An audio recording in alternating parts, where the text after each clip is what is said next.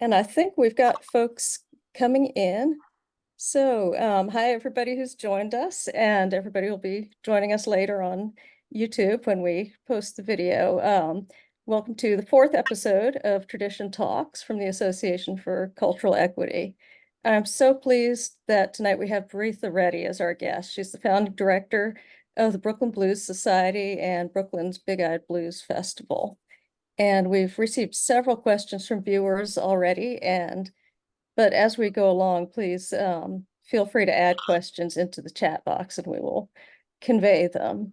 So before starting, just a few words about the Association for Cultural Equity, or ACE. My name is Sarah Bryan. I'm the executive director of ACE, and ACE was founded 40 years ago by the pioneering folklorist and ethnomusicologist Alan Lomax, who, as many of you know, spent the better part of a century recording the music and other traditional heritage of people around the world. And ACE stewards that legacy, and we also work towards the ongoing documentation and presentation of all people's cultural heritage.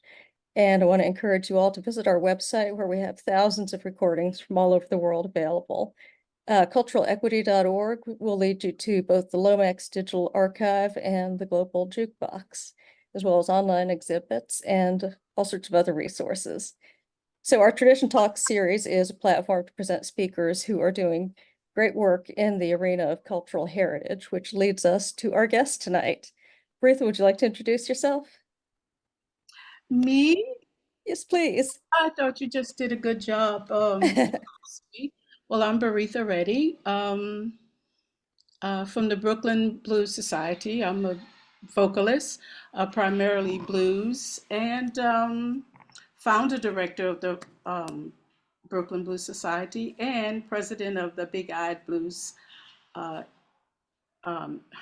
Incorporated, and the presenter of the and producer of the Big Eyed Blues Festival.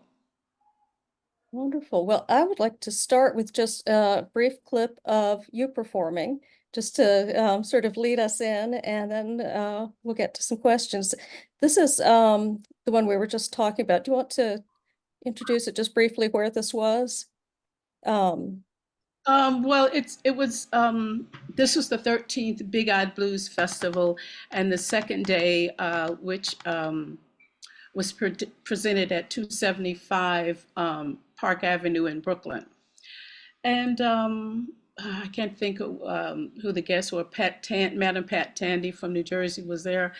And the blues people also from New Jersey were performing, and myself with the Brown Liquor Sounds, which is Ayodeli Maharu, Niho Nubikani, and Dwayne Cook Broadnax was accompanying me. Great. So it's going to take me a minute to just make sure I've got the share screen correct. So bear with me.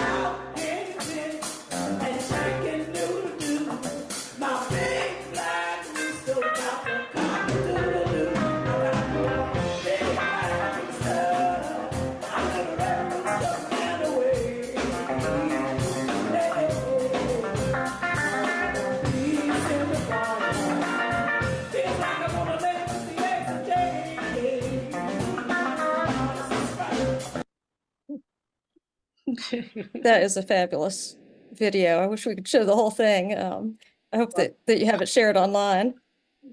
No, not yet. Maybe I'll have to put it up on my website. Oh, please It's do. yeah, it's funny though. It's difficult looking at myself perform. It's funny. But, Well, let's I so many things I want to ask you about, but let me ask you first just about your background, where you grew up, how you came to music. That's the one question that several people have asked is how did you come to music? But if you would just tell us a bit about your earliest days. yeah, well, I'm from Sylvania, Georgia, southeast, going down the 301 highway. Um, it's about 63 miles from Savannah. And I believe I always was singing. I always liked to sing. So I first, heard singing when I was a little girl. And I always have to, the story's always the same unless I'm lying. But I used to hear, uh, excuse me, when I was a little girl, they used to pick us up in the truck and take us to the cotton field. I was little. I didn't know anything about cotton, but the people that raised me, oh, they would go and we would get on the back of the truck and we'll go and to the cotton field, and the children would sit under the tree until the dew dried. Little people like us and my ancestors, aunties, cousins, and whoever else were picking cotton. And we would stay, the children would stay on there till 12. But while they picked cotton, they were always singing. Not everybody, but there was a lot of singing going on. And it was amazing that it was, always like, I paid attention when I was little, and it was like so much harmony, even without trying. You hear somebody say, like, maybe, let's say, wade in the water, wade in the water, wade in the water, children, and the other, and it was just, they were like, I know they didn't know if they were singing alto, soprano, bass, or whatever, but it was all just so magical. So I heard that a lot, and then when when um, when the sun came up, then we kids got in the cotton field and we messed up some cotton because we didn't know what we were doing. So and then excuse me, I would also hear a lot of music when I was in church. Take us to church, and it was just the same thing, just effortless singing, um, in harmony, and so I heard that a lot, and it was just breathtaking. Even as a little girl, I just heard it all the time. So then, even at home, I used to sing, and I know any singers out there, everybody always sang in the fan. So when music will be on TV, when we finally got a TV, I would listen to the gospel shows that come on Saturdays, and there would be different groups. I think this show came out of Augusta, Georgia, every Sunday about 9 o'clock, and different groups would be male groups, female groups, like trying to think of the St. Stephen's Brothers, and I can't think of all the different ones now, but I used to hear this song called St. Stephen's brother used to sing, "Rock of my soul in the bosom of Abraham, rock of my soul in the bosom of Abraham, rock of my soul in the bosom of Abraham, oh, rock my soul." And I would get in the fan later and pretend I was one of the Stevens brothers, or Clara Ward singers, and they would like, um,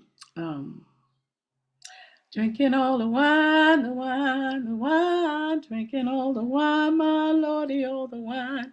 Ought to been there 10,000 years, drinking all the wine.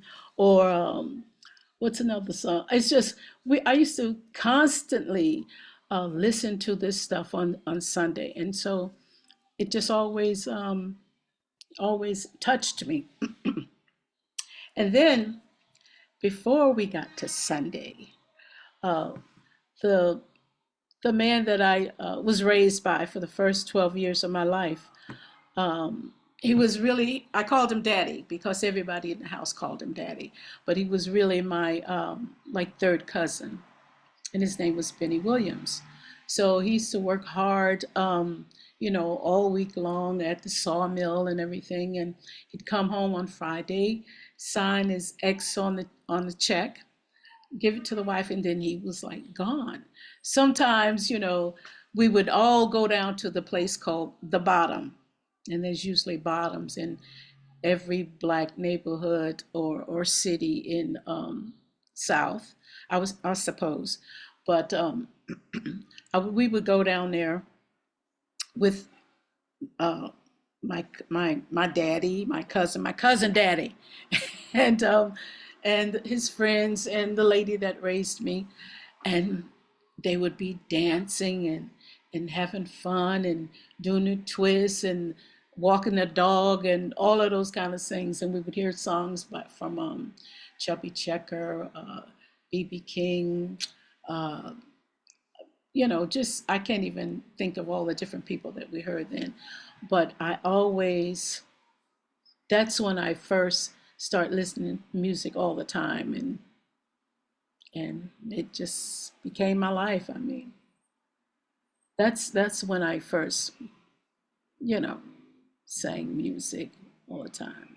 And then, Who were your favorites to listen to growing up? Both, you named some folks, both sacred and secular.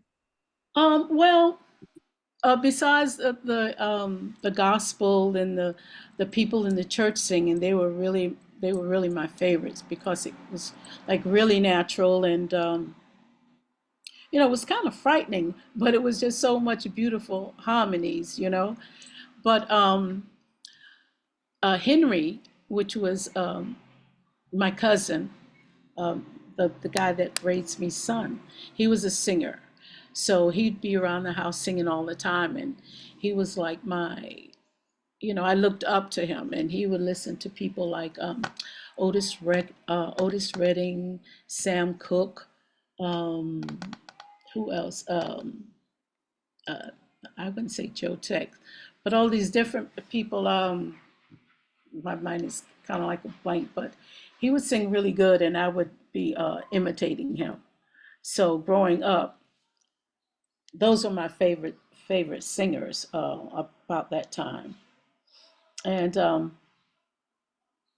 I guess when I went to high school, and I didn't have any favorite singers. I just sang all the time in the glee club. It was always about me singing something.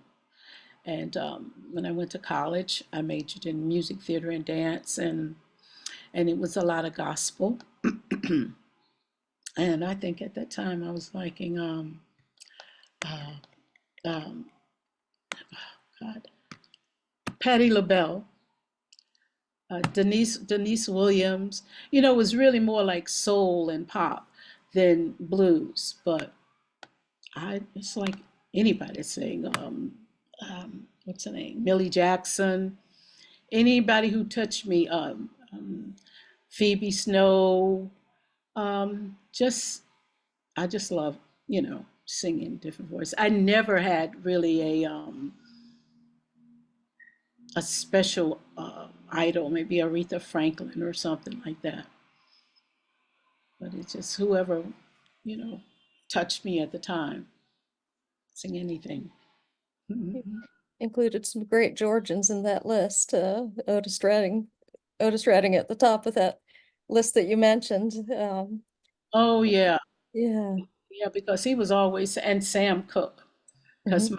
my cousin Henry could sing, and so he loved. And who was Bobby Blue Bland and Chubby Checker, those people. Yeah. So now you went to University of Massachusetts Amherst, is that right? Yes. Hmm. And tell us a bit more about your experience there, and what you were studying, and how that changed your trajectory as a performer. Well, Studied, there was a program called BDIC, which is a bachelor's degree in individual concentration.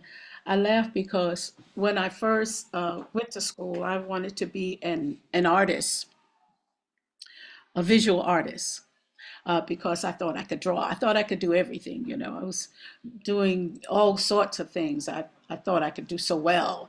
So I used to draw these little bunkies or binkies on the backs of what you call it, matchboxes or match flaps, and I thought I was a great, artist. So I majored in that for about a year until, and I could do the wait. Let me just say this: I majored in art for about a year until I found out I couldn't draw a horse. I tried to draw a horse one time from memory, and it had like I don't know how many legs. I was like, okay, let me get back to what I love, which is music. So I was influenced by Dr. Horace Clarence Boyer. He was from Florida, and he had a brother named God, I can't think of, but they were the Boyer brothers, and they sang gospel. And this man, he was first of all, he was cute and handsome, and had the biggest white, beautiful teeth and smile, and he really could sing, and I guess he saw that in me, and the way he used his voice. And I was impressed a lot about him. So in college, I was in the a soloist in the Voices of New Africa House Choir, and we traveled around to different universities, colleges, singing in other places, and so I just continued singing. Then I was just always into it, and he always influenced me, and pushed me to do it. So every time I sing, I always think about him because, almost every time he and my voice teacher that I've had for many years, even though I don't use her now, name is Miriam Amon. Excuse me. And every time I open my voice to sing, and I don't think it's in the right place, I think about these two people. Almost if I'm performing, I was like, okay, let me try to sing in the right place and project and all that kinds of stuff. So they were really big influences on me. And so yeah, so I majored in music, theater, and dance. There, the BDIC program, it was a program that you can make up your own major, and you would have sponsors in each one of those areas. For theater, I had her name was oh my God, help me. I don't want to say that agent thing's coming over. Oh my gosh. But in music, it was Dr. Horace Cos uh, Boyer, and also Archie Shep was my sponsor. And Archie Shep, the great drummer, um, and oh no, he's not a drummer.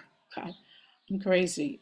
Saxophone player, and the theater was, oh God, I can't think of her name now. Esther Terry. Thank you. And what was the other one? In dance, Diana Ramos, which was a wonderful dancer from New York, and now she's living in Boston.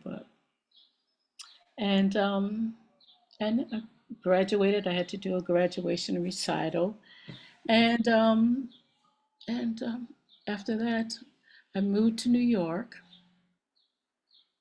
uh, because I'm so crazy because I was running away from love, and then I wanted to be a superstar. That's funny. After I graduated from college and came here to New York and been here ever since. So How did you sort of become part of music scenes there. What was that process like? Oh, in New York? Mhm. Um, um, I guess actually, first I got a job at there's this program called CETA, and I don't think it exists now, but I guess it had different kind of things that you could try to get a job in or get skilled in, acquire skills in. And I was in broadcast journalism program. So after graduation, we would go around like the regular news people and report on all the stories. After I graduated, I got a job at from the CETA program, got a job at ABC News. And for like 29 years, I was a production secretary first and that kind of stuff. But I always wanted to sing, and different artists would come in and sing. And I had these friends, Tuliva Cumberbatch, she passed away, and Patsy Grant. And I worked at night most of the time, so I always wanted to be like them. I say when I grew up because they were, professional singers, and so I worked on that job for um, um, these years and wanting to sing like on a regular basis. And when I retired, that's when I really start doing more singing. I sing then when I could, but how did I just actually I've started doing events in my apartment because I always wanted to entertain folks. So I would um, have like a woman's beauty day where you can come get your nails done. I sold food, maybe. No, I actually gave that food away. And clothing and massage, that kind of stuff. So I was always wanted to entertain. And then, so I started this company called Big Eyed Enterprises. Actually, first it was Big Eyed Productions, and I always included some kind of music in it. And so after I stopped, retired from the job, I remembered all the music that I used to listen to when I was little, and particularly, specifically, blues music. But there, at the time, there was no blues. I didn't hear a lot of blues up in New York. Previously there was probably blues one, but when I thought about it, there wasn't a lot. So I wanted to have a place or that people could come and hear this music that I heard when I was a little girl that made my family members happy, if they got off from work, happy, sad, whatever it was. I wanted to create a place like that. So I started this little place called Big Eyed Blues. And it was a little juke joint. I call it a juke joint. And I would give blues concerts once a month. And no, and they were like blues artists from, of course, nearby in New Jersey. And a lot of these people came out of Terrell Blues. And so I would charge about, I don't want to say it's illegal. It's passed now, so they can't lock me up. But, I would make these dinners and sell them for $5. It was, and folks could come in for 15, and there were all kinds of different acts, including I don't know if people know them, but Michael Hill, Michael Powers. Um, who else is there? Valerie June, Vinnie Knight performed there. Just a lot of different people came in, and I did that for about 2 years. And one reason why I did it because I wanted to sing myself, and I didn't want it to be like every month it was about Beareather. So I wanted to give the audience more different kind of variations of blues singers. So did that for a while, and then I decided I want to do a festival. So I started the first Big Eyed Blues Festival in, I believe, 2000, 2007. And I've skipped a couple of years. And that video that you said was the 13th Big Eyed Blues Festival. And that's it. Did I answer that question? Yeah, yeah, absolutely. What I'm interested since I mean you've lived in such different places, but loved music in both places. How was the idea of what blues was when you were growing up different from when you got to New York, what people that you met then would think of as blues music? Was there different styles, tastes? Well, when I left Georgia, I was a little girl because I left like at 11. So, I was looking at out of the eyes of teenagers, but all a child actually. But I know they had it was some serious down home, blues music and the dances that they did, the slop and the way they used to slow dance together, slow drag, and just wait, drink a lot of alcohol, 50-cent shots of drinks and fried chicken and fish sandwiches. I mean, it was like they were having a real good time. So, and like I said, when I moved, uh, I don't know about Boston because I was still a teenager, but when I moved to New York, I just didn't see it. And I guess regionally it's a kind of different sound for me, New York, the Northern blues, as opposed to what was happening down in Georgia, what I was listening to at the time. Because I'm not a blues expert. I just know how I feel and what I like. And I know that there's a different kind of sound, maybe in Georgia and Mississippi and New Orleans and Chicago and, in New York style. But of course, people travel and they bring their styles up. But I love it all. You know. So you talked about the early days of the festival, but am I right in thinking that you had founded another festival prior to the Big Eyed Blues Festival? Well, not prior. It was happening kind of like the same time. Every place that I move, it seems that I'm like, oh, I could do something there. What can I do there? So, at the place where I started the Big Eyed Blues Festival was in Bedford-Stuy now. They call it Stuyvesant Heights. And then I moved there to Ocean Hill, Brownsville, and there was this beautiful park out there. It wasn't getting a lot of use. I mean, maybe it was, but I decided, let me do a folk festival, which would, to expose the people in that community that I didn't know, but I felt that they, bring the music, different style of music into them.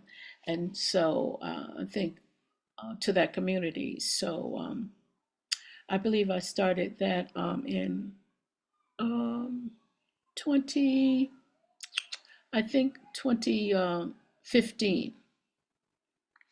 So I did about four festivals, actually 2014 to 2018. And I would bring like Native American groups and um, drummers and African, just different nationalities. And every festival that I've ever given, it was always a children's component to it. So that the folk festival outside in the park, not too far from where I lived, was, I hired somebody.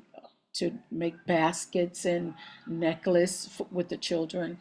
And I don't, and one time I had an Asian youth group performing on the festival because I always want to keep it intergenerational.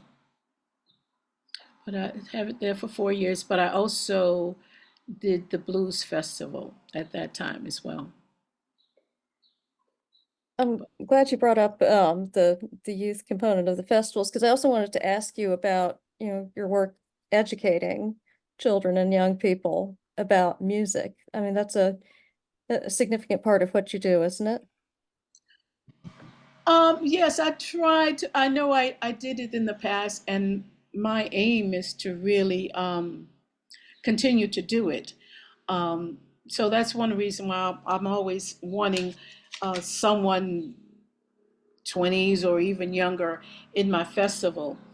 But when I lived in Bed-Stuy, I had a group every Saturday over to my house that I would offer them voice lesson. I did that, drum, harmonica, guitar, piano, and for free, and to expose them to blues music because I wanted another generation and more generations of blues players.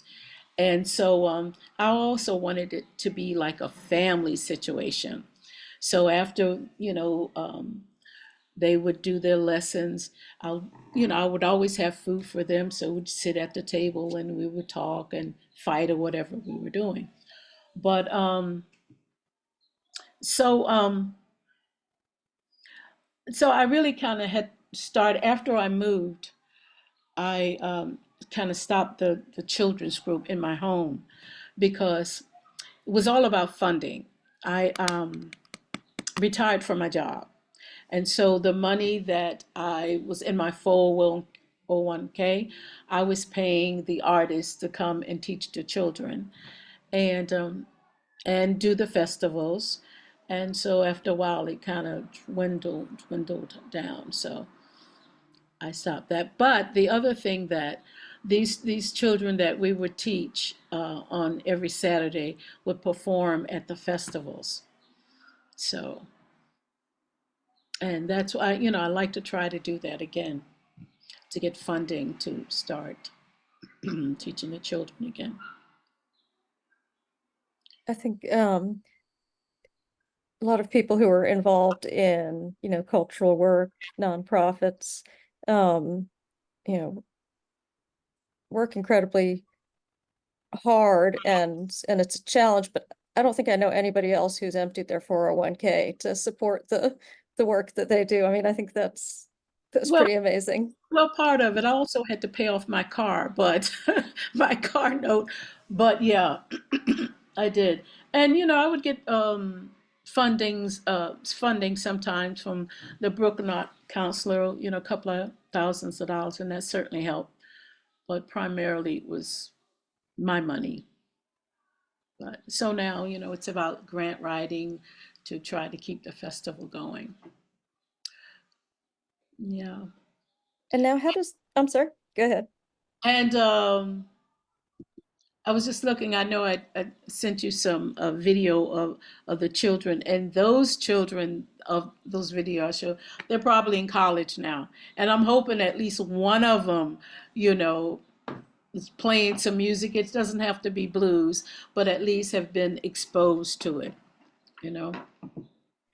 But what I find even in when I used to put out flyers and everything and pass them on the street to um, to promote my festival, it was a little hard, and especially to uh, people of color sometimes because I would pass them a flyer and I was like, oh, come to my blues festival. And some people will say, it's not everyone, oh, I don't live that way anymore. Oh no, no blues and like it's devil music or it's slavey time music or old music. And so it was a little distressing and downheartening to um, to hear that. But of course, it didn't stop me because uh, I don't know. Like I said, that's the way they were thinking that this music was, and what I was trying to and continue to do is try to say that this is music that is is your culture, came from your culture, these people in the community that I was living, and this is something that we should always keep going or know about, you know, because this is something that came out of their struggles, their good times, their bad times, but of them. You know what I mean? Do you think you've brought people around to seeing it from that viewpoint? Um, um, well, I'm hoping that I would influence somebody, some people, because really there wasn't, things go around, they go in circles, because like I said, there was not a lot of blues when I start doing it in 2007 going around. And then more, and I'm not saying it's because of me, but all of a sudden I did see more people doing the blues, more clubs doing the blues, and even my girlfriend, Tulivu Cumberbatch, that I say was a beautiful jazz vocalist. She didn't sing a lot of blues, and she told me, she said, I'm gonna start singing some blues. Not that she hollered blues all the time, but she did add some in her repertoire. So, and I do see a lot more people performing blues, and I'm happy. And I'm definitely not saying it's because of me, but I'm like, I didn't see it, but I'm happy that it's happening. And but what I would like to see really is a lot of um, young black boys and girls learning the blues and being introduced to the blues. And I'm seeing more uh, boys or men, but not women or young girls. And I would love to expose them to it, have a program, for both boys and girls, but definitely get some young girls in it, involved in it. I was gonna add, mm, I There's this one young man, and I won't call his name, and he's pretty famous right now. And he says, because a lot of people say my one of my slogans is "Keep blues alive, music of the soul, let it live in Brooklyn." And folks have said, "Well, blues is not dead. It's not dead in some circles, but it's not as prevalent in the circle I would like for it to be." And that they don't really know about it. So, and this person lives in Mississippi, so it's probably not dead in Mississippi so much because the music basically come from the South and the Delta. So there's more people of color, children, in my opinion, are uh, exposed to blues there, and like I said, New Orleans, Chicago, probably, than New York, where I live. And so that's why it's important to me because this is where I live and I'm not moving as far as I know. So, well, and I mean, like you say, so many people associate blues of different eras with the South, but Northern blues is such a crucial part of the story. I mean, New York, Chicago, Detroit, West yeah. Coast as well. Yeah, Oh, yeah, it's yeah, not yeah. just, yeah. I mean, the festival has got to be a big um influence in letting people know about that as well. Well, it's all over the world as well, as far as I know, Europe and different places. So blues is out there. I'm just really concerned also, like I said, having more young black girls and black boys to be exposed to blues music. Blues is for the world because, but I like I said, my mission, one of my missions is to expose, community youth to blues music. And blues, it's about feeling, and that's when folks used to say to me on the street, "Oh, I don't live that way anymore." And I'm like, live what? I mean, blues is about life, happy, sad, whatever it is. It's everyday living, and that's it. So that's why it's hard to relate to some people. I'm sorry. No, no, no. What, interested in, well, I mean, this is a huge topic, but your experience as a woman playing and singing blues and how that influences the programs you direct now and how you relate to girls among the children who are learning. Well, that's my issue. I'm not really relating uh, to the girls like I would like to. And these past, I don't know, 6 years or so or more, I haven't really been exposed to a lot of young girls. But I wish they would. I wish I could start a program uh, that would expose them more. There was a young lady on the Blues Festival maybe about 3 years ago. Mimi, I can't think of her last name now. Um, I had her on, and it was beautiful. She, I know she did a lot of jazz and everything, but I want maybe. Oh man, I can't. I'm sorry that I can't think of these names today. But and she was in my blues festival, like I said, about 3 years ago, and she was like, "Oh, thank you, Miss Beareather. I really never sang blues before." And so she was, I wish I could think of her name, but she was really, really excited about it, and beautiful. And she sent me a letter last year saying, "I'm singing more blues." So somewhere down the line, I hire her again. But she was, she loved it. I wish I could think of Mimi's last name, but I can't. Um, yeah, I would like to get a group together, expose more young girls to blues. Because there's this young fella now, his name is young man, uh, Kriston Kingfish Ingram. He's from Mississippi, and his first time in New York was at my blues festival, and that was 2019. And I'm sure a lot of you out there who are into blues know him because he's he's like a superstar now.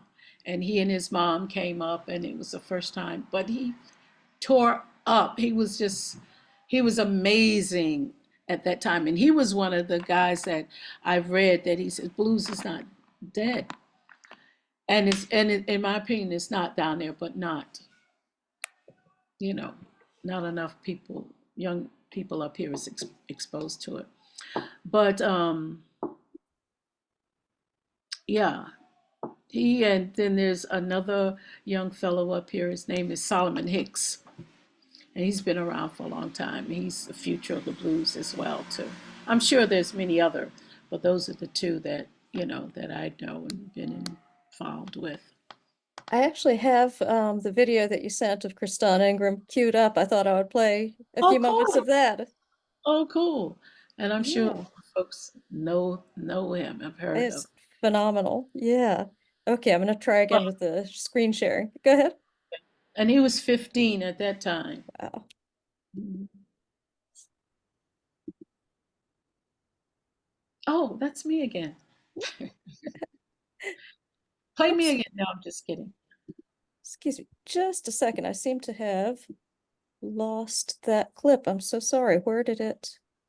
Oh, Oh no. Oh, well, we'll have to direct folks to it definitely because it is but yeah, Kristan Ingram, Ingram, right? Wanna Ingram. Yeah. yeah, I King. wanna if anybody listening hasn't heard him before, wanna encourage them to look him up because it's really he's amazing. Phenomenal, yeah. This is so funny. When he was up here, he said to me about the name Kingfish. And I was like, well, I don't know. Look, what do I know, right? He was like, oh, you think I should keep that name? I'm like, well, no. There was this program on television years ago. I don't know if you remember Amos and Andy. And one of the guys' name was Kingfish. And I was like, nah, I don't think so. I'm glad he didn't listen to me because, you know, he's soaring because of his talent, and that name is perfect for him. Yeah. I think I've got it working now. Let me try this again.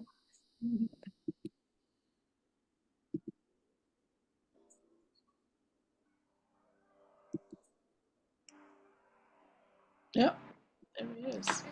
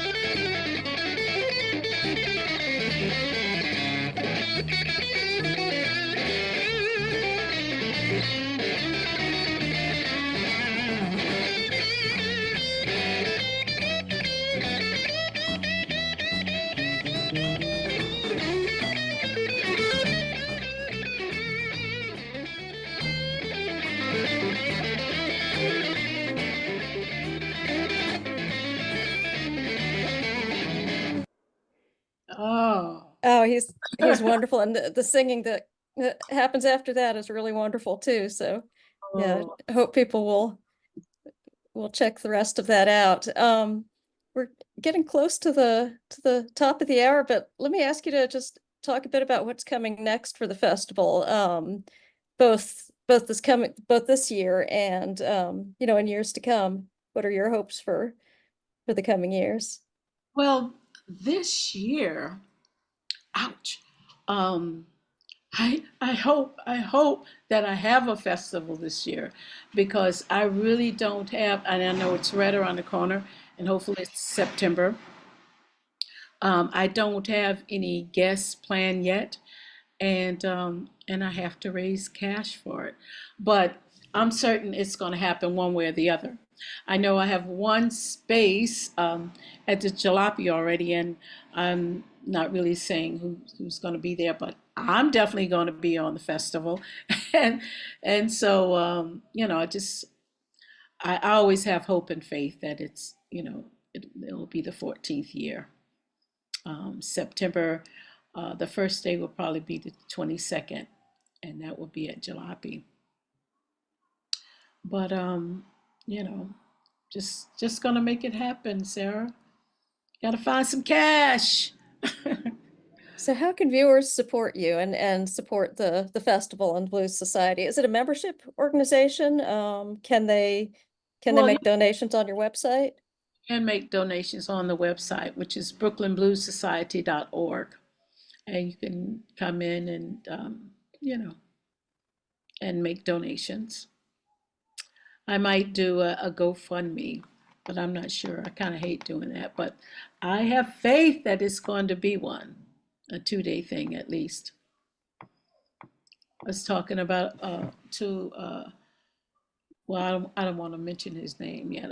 A brother that's coming from might come up from Mississippi for the 22nd to do the first day, but I won't mention his name since it's not solid yet. But for me, let's see, I'm still working. On Friday, I have a gig coming up at the Farragut Stakeholders.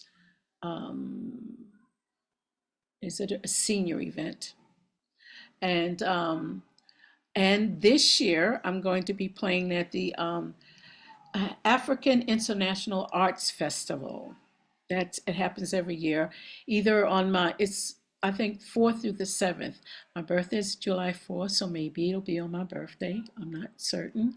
And August 10th, I'm going to be playing at the Blues and Barbecue Festival at Pier 76. Trying to think of what else. I know there's something else going on, but that's enough because by then I'll be doing my blues festival. Where can The, people follow beyond those dates, other upcoming dates for your solo work? Do well, you have a personal website? yes, beareatherreddy.com. It's Beareather, Reddy, Reddy.com. And I also have a Instagram and all that kind of stuff, but I don't remember it right now. But you can also go to the Brooklyn Blues Society, brooklynbluessociety.org, and leave messages, Great. or my website, thebeareatherreddy.com. Leave message. Wonderful. What have we not covered that you would like to talk about while we're still here? Oh, I also like to say, well, thank you, first of all, for having me on. I Oh, really thank you. appreciate the opportunity. Um, but oh, I've done a CD, a little 6-song CD. It's called Journeys, and it's you can take a listen to it on Bandcamp.com and just type my name in. And also, I want to thank the NISCA and New York Foundation of Arts for assisting me in doing the CD. And let's see. And recently, last year, I became um, a heritage ambassador for the Brooklyn Public Library. So I'm excited about that.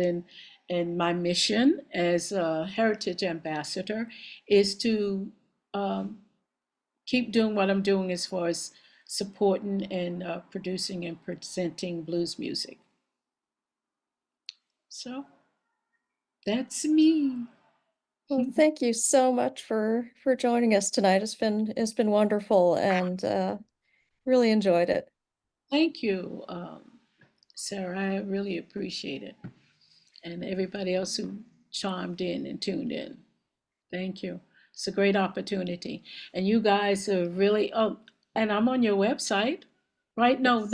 not, what is it? The ACE, At what is, mm-hmm. yeah, culturalequity.org. Yeah. Yeah, I hope folks will visit that as well. Thank you so much. Thank you. Really appreciate it. And this video will be up on YouTube soon. We will be sharing that link on our website. Though if you're watching this on YouTube now, you don't need the link because you're already there. But all right, thanks so much. All righty. Thank you. Bye-bye, you Bye-bye. guys.